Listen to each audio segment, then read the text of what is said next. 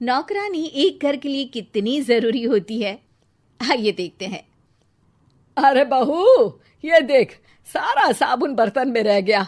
ये नौकरानी कोई काम नहीं करती, गंदा काम करके चली जाती है और ढेर सारा पैसा ले जाती है। अरे मम्मी जी, उसने तो साफ किया ही था। मेरे ही हाथ से इस ग्लास में सर्फ गिर गया था। अरे बस कर झूठी, उसे बचाने के लिए सारी जुगत लगा ले, लेकिन मैं तो इसे निकाल कर ही रहूंगी। हमारे जमाने में ना कोई नौकरानी थी और ना ही ये चिकने बर्तन। चूल्हे के जले बर्तनों को राख रगड़ कर साफ किया करती थी मैं।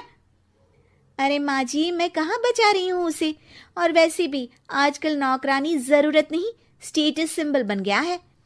अब आप बताओ, मैं मुन्ना को नीचे घुमाने ले जाऊं तो लोगों से क्या बोलूं? झाड़ू पोछा खुद लगा रही हूँ। लोग सीधा यही पूछते हैं कि कौन सी नौकरानी काम कर रही है तेरे घर पर। अरे बस कर, ये भी कोई बात होती है? मम्मी जी, आप नहीं समझेंगी। शाम को नौकरानी घर आकर काम कर ही रही होती है कि सास को कहती है, माँ जी, एक बात बोलूं, बुरा न मानना। अरे वैसे तो मुझे तेरी शक्ल ही पसंद नहीं है, बात क्या खाक पसंद आएगी। अरे माँ जी, सुन तो लीजिए क्या कह रही है। तो मैंने कौन सा उसका मुंह पकड़ लिया है? अरे माँ जी, वो लाल साड़ी पहनती हो ना, ना पहना करो।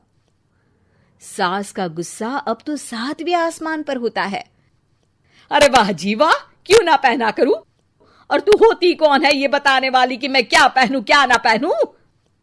अरे माँ जी, पूरी बात तो सुन लो, वो बोलना क्या चाह रही है। अरे बुरा न मानो आंटी जी। अरे कौन है आंटी? अपनी उम्र देखी है तूने? 2-4 साल ही छोटी होगी मुझसे और मुझे आंटी बोल रही है। बहू सर पर हाथ रख लेती है।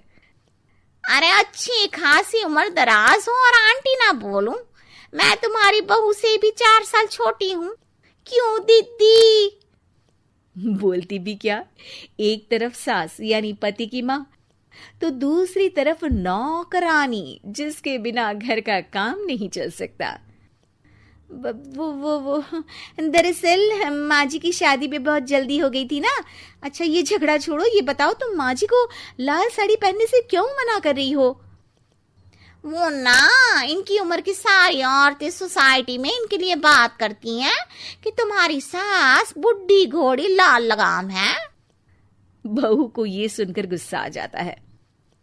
अरे वाह वाह, कौन बोलता है जी?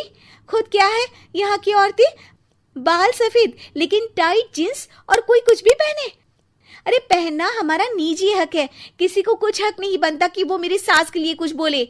मैं आज ही जाकर माँ जी के लिए लाल जींस लेकर आऊंगी, फिर देखो कोई क्या बोलता है। अरे चुप लाल जींस। अरे सुन नौकरानी की बच्ची, जाकर बोल दे उन लोगों से कि उन लोगों की तरह मैं उड़ती नहीं फिरती हूँ घर बार छोड़कर। अपने बच्चों और नाती पोतों में मन लगाती हूँ, ना कि सारा दिन ताश के पत्तों में आंख गड़ाकर 3 पत्ती खेलूं। नौकरानी वहां से चली जाती है।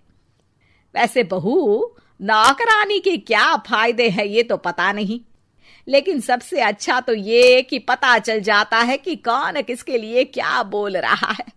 सोसाइटी में तेरा नौकरानी रखने का इरादा बिल्कुल ठीक था। अगले दिन उन लोगों के घर की बेल बजती है। बहू दरवाजा खोलती है कि सामने कुछ औरतें खड़ी होती हैं। अरे बहू, कहाँ है तेरी सास? बुला जरा। अरे बहन जी, आप सारी एक साथ आइए आइए, कैसे आना हुआ?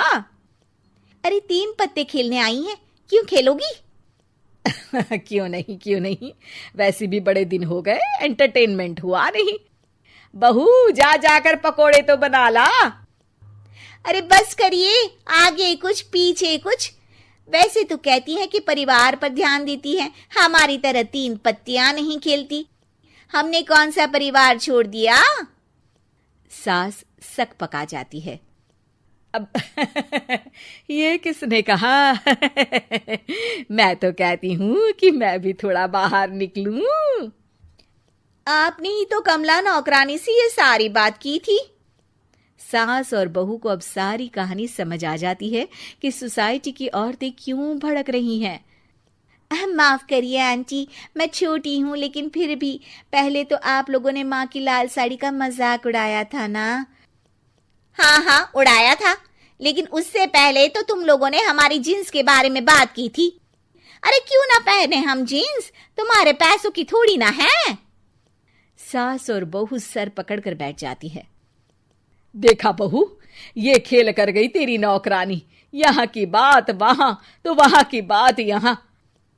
दोनों किसी तरह औरतों को समझा बुझाकर घर भेजती है और कसम खाती है कि नौकरानी को नौकरानी ही रहने देंगी।